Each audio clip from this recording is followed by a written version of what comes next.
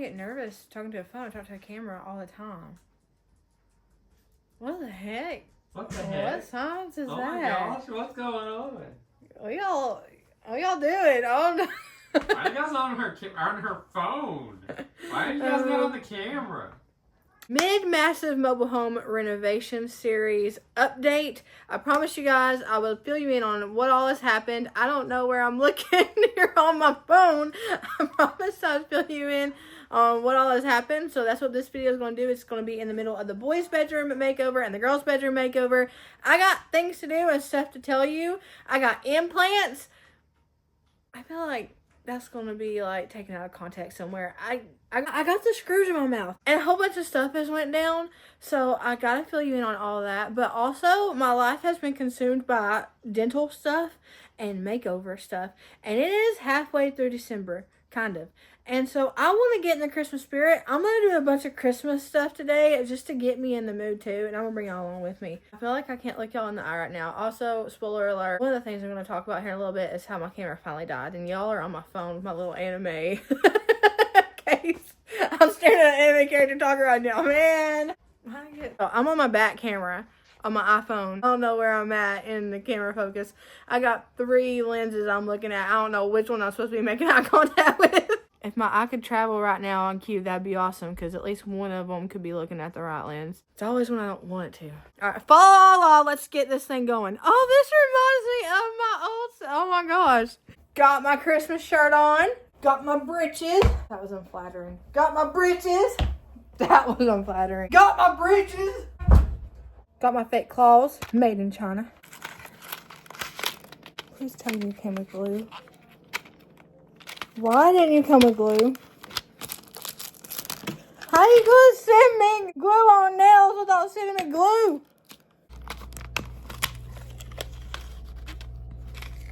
I first thought that this row was for our right hand and this row was for our left hand until I realized there's only 4 fingers on each. This is my thumb. Also, these are supposed to be 3D. Look at that iPhone focus. Okay, Apple. Those are supposed to be 3D. It's just a print painted on a nail. It's okay, though. It does have fake glitter, though. Only we'll know. Nobody will see that from far away.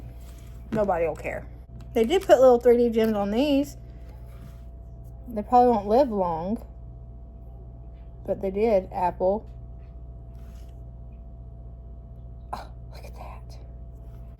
And I think they made all the same patterns, the same sizes, which makes application really easy. That's nice. Gotta go find glue. Good news and bad news. Good news, bad news first. Everybody wants to hear bad news first. Bad news first. What's up, thanks? Bad news first. Can't use these because they didn't send us glue. Good news is this is Fearfully Created, and Fearfully Created is quite creative. So I'm gonna take some Halloween nails and Christmas file them up. These are nail stickers. I like these anyway better. Anyway. Also, another good news. I'm continuing to film on my phone here, but Shane actually just fixed my camera. He went full on tech mode and fixed the entire camera, and now it turns on and everything. So it's just the principle of the matter now. That's why I'm filming on here. I'm like, you wanted to mess me up today. I'm gonna ignore you the rest of the day. These, I always do these. I love these so much. I'm known to do these on here. I'm known to do a lot of things on here, but I really like these. So we're going to make these little ghosts. We're not going to use the ghosts. We're going to use the sparkly ones. We're going to make these little Halloween nail stickers into hopefully Christmas looking stickers. I have a hack. I love these nail stickers so much because they're so easy. I'm going to fold the nail sticker over top of my fingernail and then file it down with a file. I'm going to add a little bit of like Christmas treeage print on some of the lighter nails. And I've got to go with black because I've got these other like purplish maroon nails going with the white sparkly nails too. So I'm going to do like black and gold Christmas tree looking print. And I'm going to do that with these really cool fingernail polish pens. I got the girls off of Amazon. I was wanting to do something different for them because they love doing their nails and stuff. And I was like, well, I'm going to get these and do their nails. Well, I did their nails with them and I loved it so much that I got some for me too. And I do my nails with them too. You can literally paint on it just like it's a little like fine tip marker. I love it. It's so easy. Once I get done with that, I'm going to do a couple of coats of clear finishing polish by Sally Hansen. And that way I do it all the way around the top, all the way around the cuticle. It gets all over my skin. It eventually comes off the skin, but that just ensures that the sticker won't start peeling back. It really like coats it. I'm kinda new with apologies. Holding back, I got history. Yeah, yeah. But the way you've been crossing the line, oh, it's something in me that says it's fine. Hoping you wouldn't change me. Got the same old thoughts, be my referee. I will be alright. Never cut it right, but somehow you make me change. Like I'm better off with you.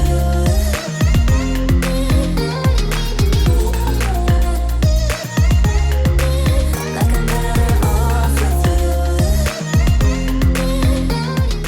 you. This is called the Christmas bread, but I'm gonna call it swamp bread. Kinda used to these battlegrounds. Where you flee, you don't stick around, no. But the way you've been giving me time, oh, it's something in me that says it's fine.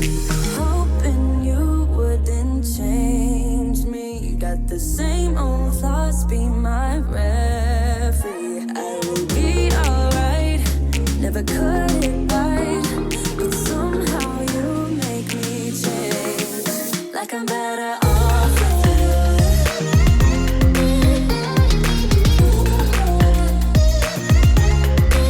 Like I'm better off with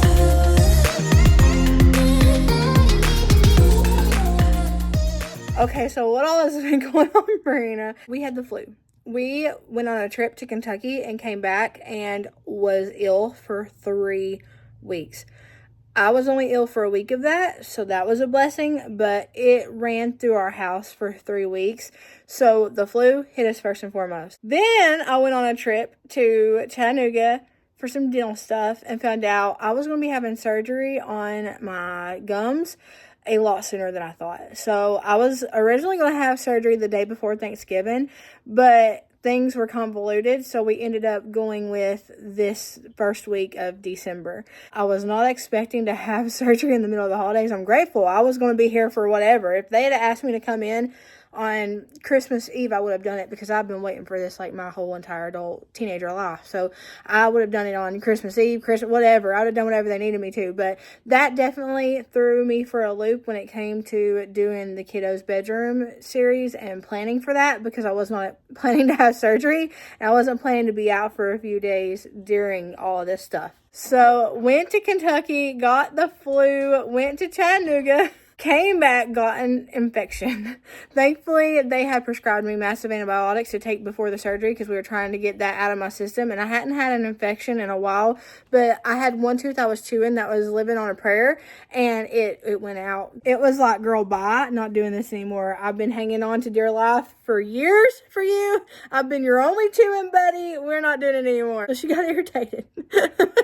Quite literally irritated, and her irritation was infectious.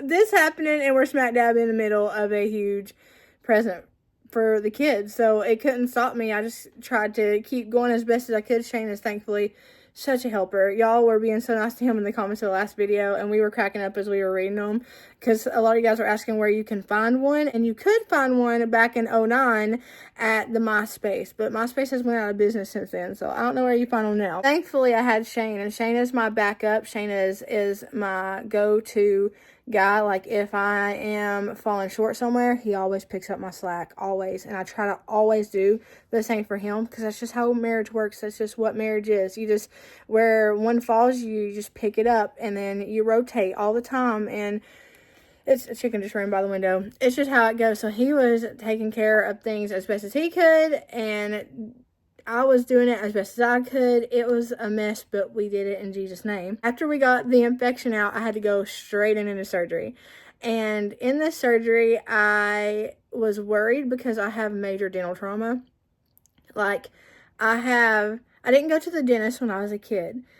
I think there's like some insurance battle thing. I don't really know, but I remember going to the dentist one time, and that was to have an adult tooth pulled before I was a teenager. Like I was just a kid, and I had already had to have an adult tooth pulled because bad teeth run in the family. And that experience was traumatizing.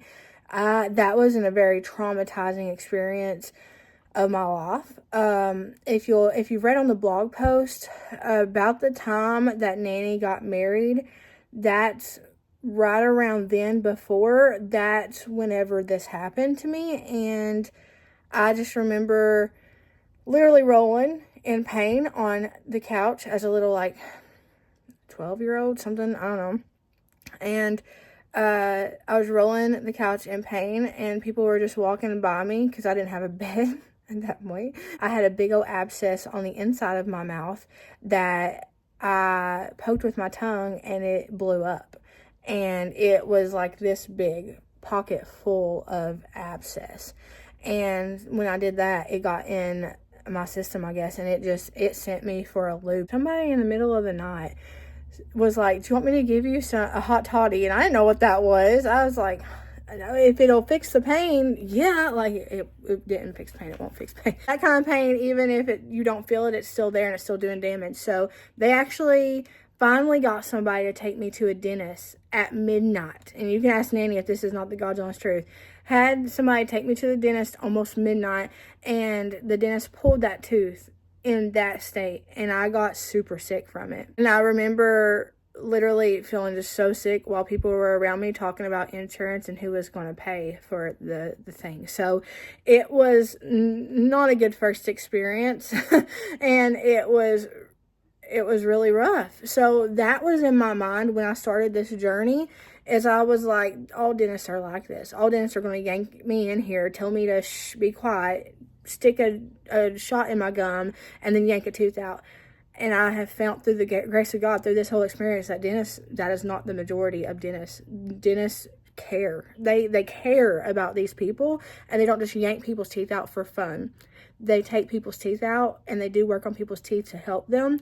And that's something I've just learned this year at 34 years old.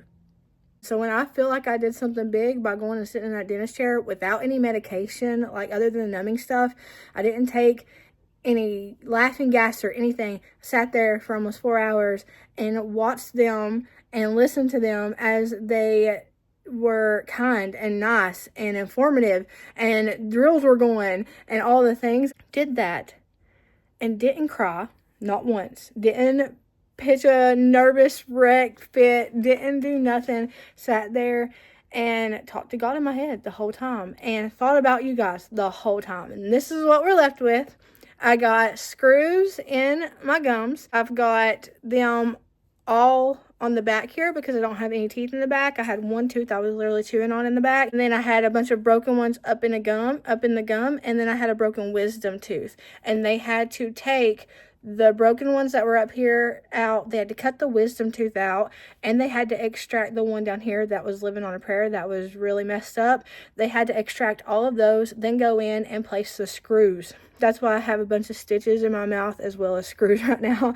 I've got one more week with stitches and I can take them out, boy, but man. That's why I have a lot of stitches, because not only do I have a lot of screws, but I had a lot of extractions done and teeth like cut out. I literally had a wisdom tooth back there. I didn't even know I had a wisdom tooth back there.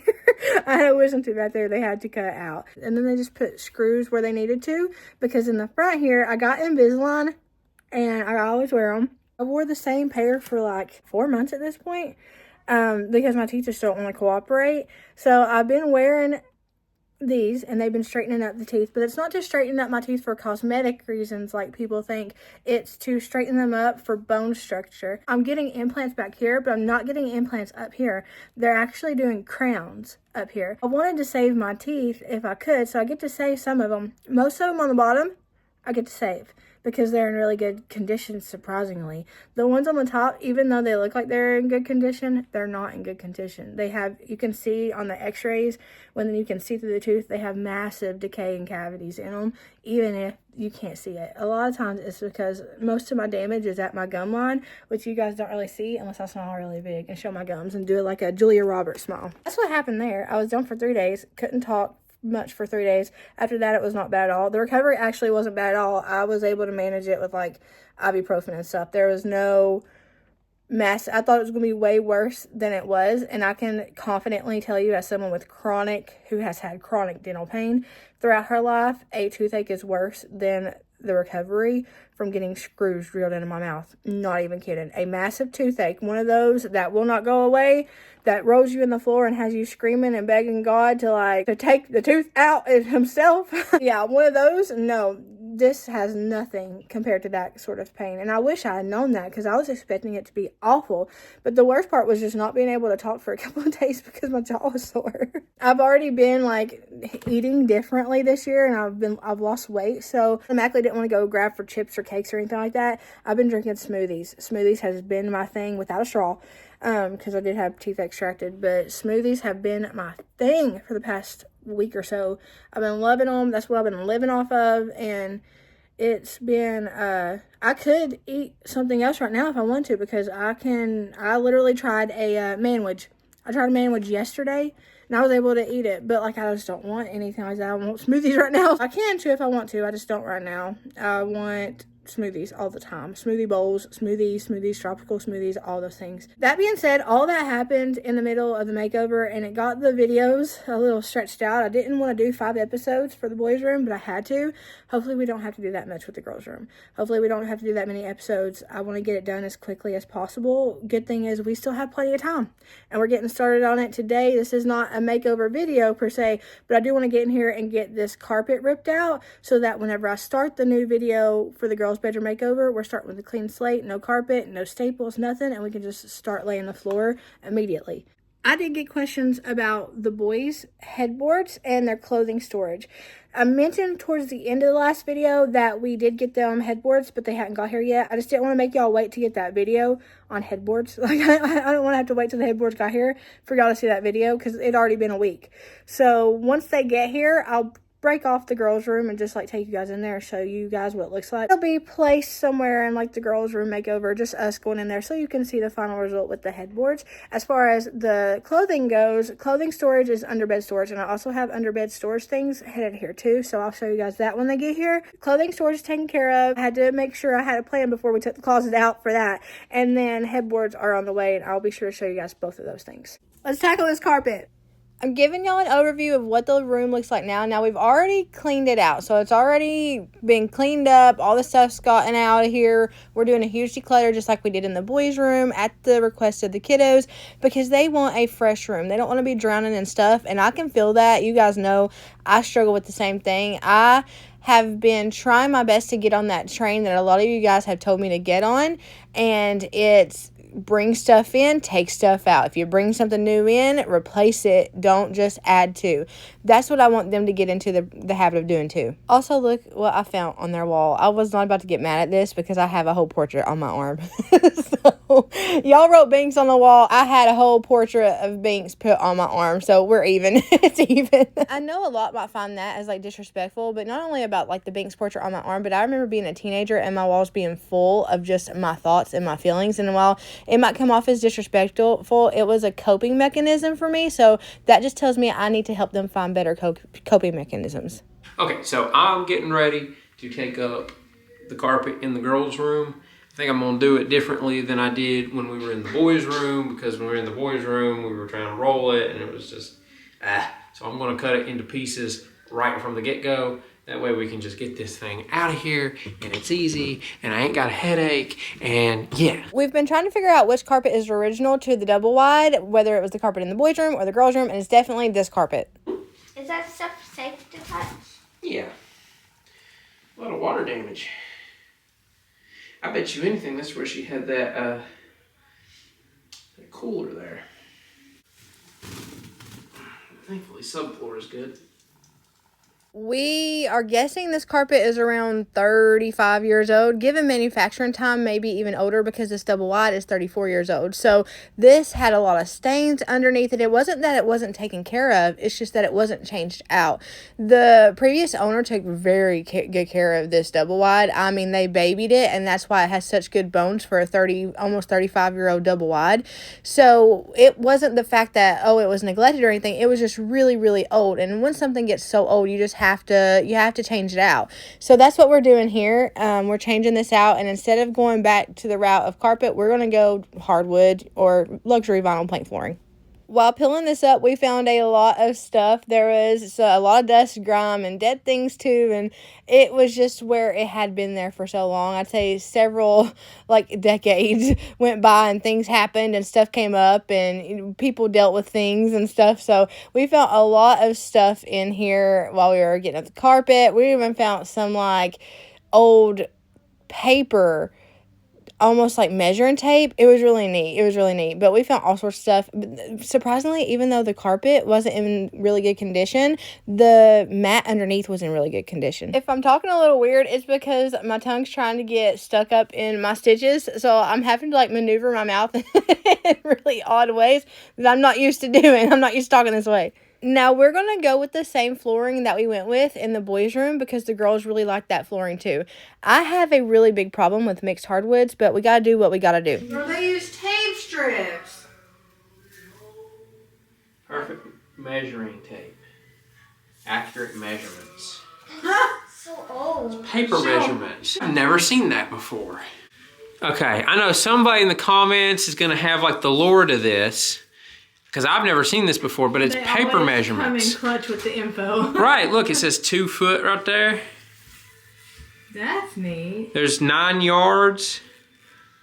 That's pretty cool. I've never seen anything like that before. Older than I am, if not older. Dad, can we keep that and put it in a museum? No. We could probably get $20 million for this. A lot of my issues with mixed hardwood, surprisingly, it doesn't come from an aesthetic viewpoint. It's a really bad partial memory. I have a lot of traumatic memories, and I have a lot of memory loss. I don't remember a lot of the things I went through as a kid, and that's probably by the grace of God. But I do have a partial memory of mixed hardwoods. There was a batten in between the two sets of hardwood, and there was a light hardwood, dark hardwood, and I could see my feet, and it's connected to a really, really bad memory. So I was in Lowe's having me a time because I was like, I don't want to bring this hardwood into my home and then have a total breakdown because there's 2 different kinds of hardwoods put together. Trauma is weird, right? Trauma don't make sense to a lot of people, but that is something that it was a very traumatic experience for me. So I had a therapy moment with Shane in Lowe's, and he was like, Rena, you could turn it into mixed hardwoods make me feel this way because of this, or you could bring it into a happy home if this is the kind of hardwood you guys want to go with, and you can kind of resolve that with a happy memory of, yeah, I brought this into my safe home. I brought this into my children's safe home. I brought this into a home where we love each other, and that healed something in me. It really did. A therapeutic moment with my husband in Lowe's healed something in little 12-year-old me. It was wild. James got Moonpie's little bed in here with him because she's hanging out with him while he does the flooring. He's already started on it though. So, and he's actually got the camera fixed too. Look at you, Mr. Fix-It Man. You know. All right.